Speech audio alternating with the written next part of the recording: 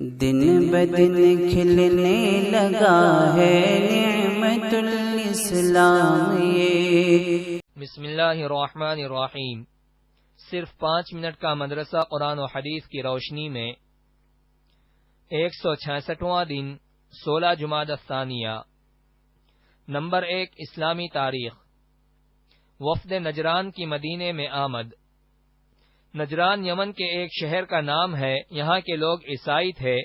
سن 9 ہجری میں رسول اللہ صلی اللہ علیہ وسلم نے اہل نجران کو اسلام کی دعوت دی تو 60 افراد پر مشتمل ایک وفد آپ صلی اللہ علیہ وسلم کی خدمت میں حاضر ہوا، جن میں شرحبیل بن وداع، عبداللہ، جبار بن قیس جیسے بڑے بڑے پادری تھے، اور قافلے کا امیر عبد المسیح عاقب تھا۔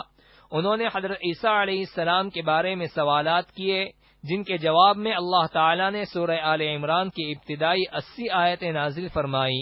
ان آیات میں اللہ تعالیٰ کی طرف سے حضرت عیسیٰ علیہ السلام کی بغیر باپ کی پیدائش، ان کی نبوت و رسالت، مذہب اسلام کی سچائی اور یہود و نصارہ کے اعتراضات کا صاف صاف جواب دیا گیا، مگر انہوں نے ماننے سے انکار کر دیا تو رسول اللہ صلی اللہ علیہ وسلم نے ان کو مباہلہ، یعنی جس فریق کا عقیدہ باطل ہو اس پر اللہ کی لعنت اور ہلاکت کی دعا کرنے کی دعوت دی۔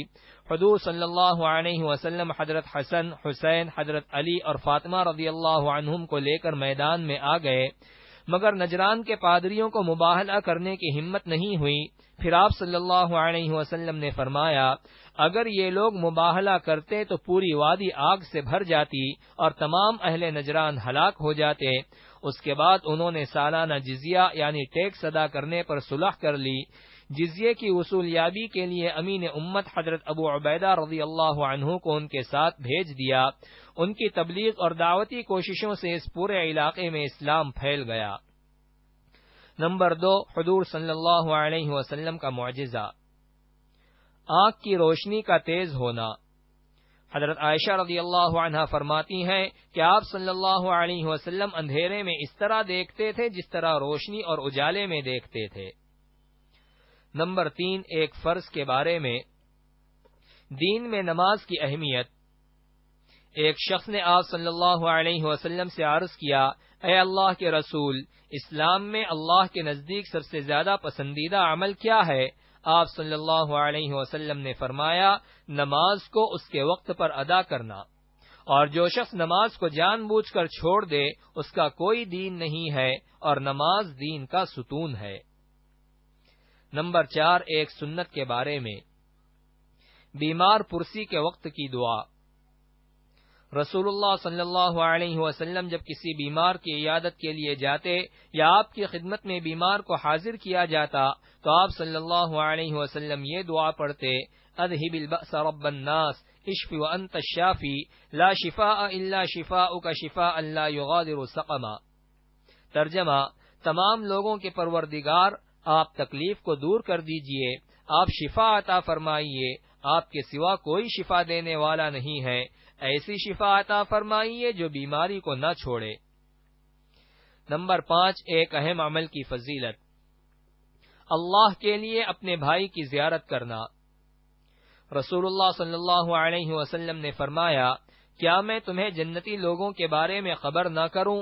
صحابہ نے عرض کیا، ضرور یا رسول اللہ۔ آپ نے فرمایا، نبی جنتی ہے، صدیق جنتی ہے، اور وہ آدمی جنتی ہے جو صرف اللہ کی رضا کے لیے شہر کے دور دراز علاقے میں اپنے بھائی کی زیارت کے لیے جائے۔ نمبر 6 ایک گناہ کے بارے میں، کنجوسی کرنا۔ قرآن میں اللہ تعالیٰ فرماتا ہے، جو لوگ اللہ تعالیٰ کے عطا کردہ مال و دولت کو خرچ کرنے میں بخل کرتے ہیں، وہ بالکل اس گمان میں نہ رہیں کہ ان کا یہ بخل کرنا ان کے لیے بہتر ہے، بلکہ وہ ان کے لیے بہت برا ہے۔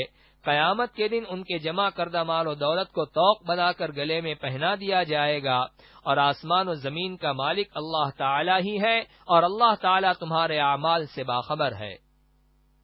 نمبر 7 دنیا کے بارے میں، دنیا کی چیزیں چند روزہ ہیں۔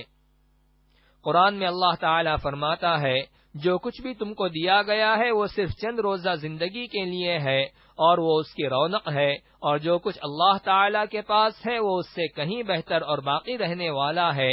کیا تم لوگ اتنی بات بھی نہیں سمجھتے؟ نمبر 8 آخرت کے بارے میں مومن کے ساتھ قبر کا سلوک۔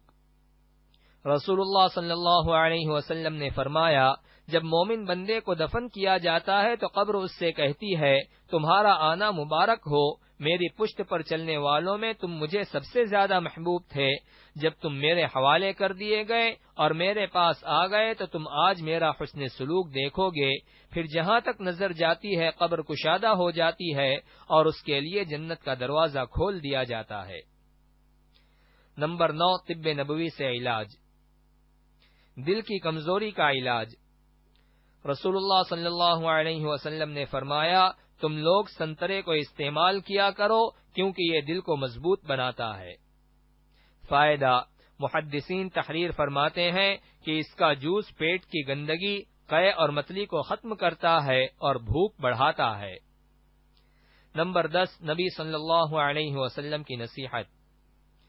رسول اللہ صلی اللہ علیہ وسلم نے فرمایا، تم اپنی طرف سے مجھے 6 چیزوں کی ضمانت دے دو، میں تمہیں جنت کی ضمانت دیتا ہوں۔